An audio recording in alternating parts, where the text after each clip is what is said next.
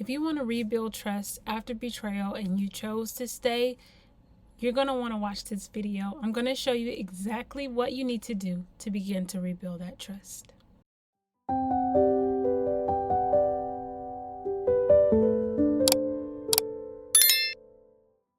Rebuilding trust after betrayal is not an easy path. I'm not going to sugarcoat this. I'm never going to sugarcoat this for you. It's not an easy path, but it is possible. You want to start with rebuild your trust slowly.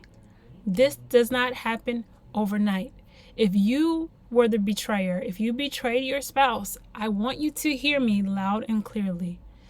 Trust will not be rebuilt overnight. Do not expect for your betrayed spouse to just get over it. It does not work that way. Betrayal is trauma. It's traumatic. It changes the way you think. It changes the way your nervous system responds to situations. So now we have to rewire the brain, rewire the nervous system to fix what was broken. You want to make sure that you rebuild your trust, but do it slowly.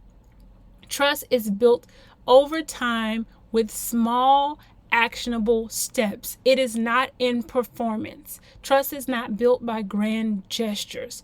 Trust is rebuilt over time with small actions. You have to have consistency there. There has to be consistency, and there has to be actionable steps that you can actually see that things are changing. I can rely on you in this area. I can depend on you this area. What are your actions telling your spouse? Is it saying you can depend on me? Is it saying you can rely on me? Or is it still saying you're not safe? You can't really trust me. You have to show up and show up every single day. So if you were the betrayed partner, make sure your trust is being rebuilt slowly. It is going to take time, but it's possible. Now, if you chose to stay after betrayal, this is what I want you to do. You must rebuild your voice. Rebuild your voice. Don't be afraid to speak out and say what's acceptable, what's not acceptable. Have your boundaries in place and stand on those boundaries. Because if you're going to try to rebuild, it's like rebuilding on sand. There's nothing there that's holding you up. Where's that foundation? It has to be on solid rock. So rebuild your voice.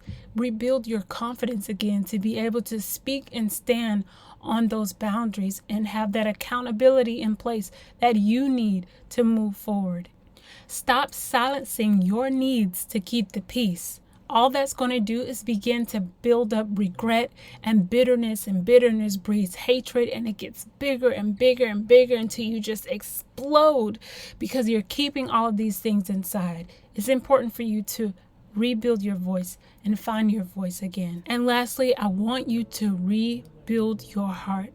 Allow God to come in and take away the bitterness and the anger and the resentment and the hatred. I know that you want justice and you deserve justice.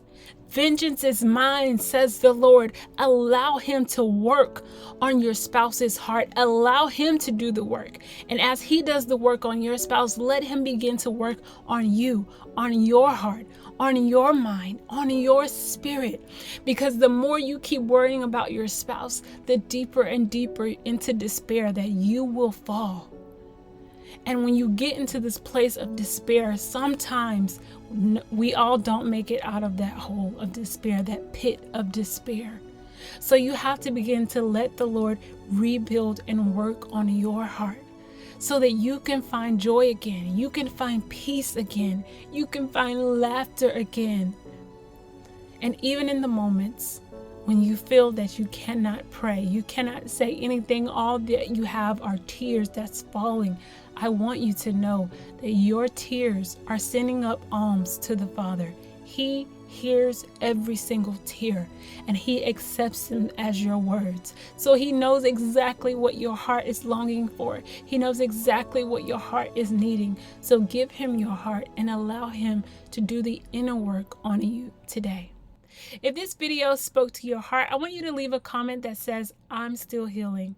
And if you're ready to walk this journey with guidance and support, Comment the word revive her or click the link in my bio and go and come and join the inner circle because you deserve to heal.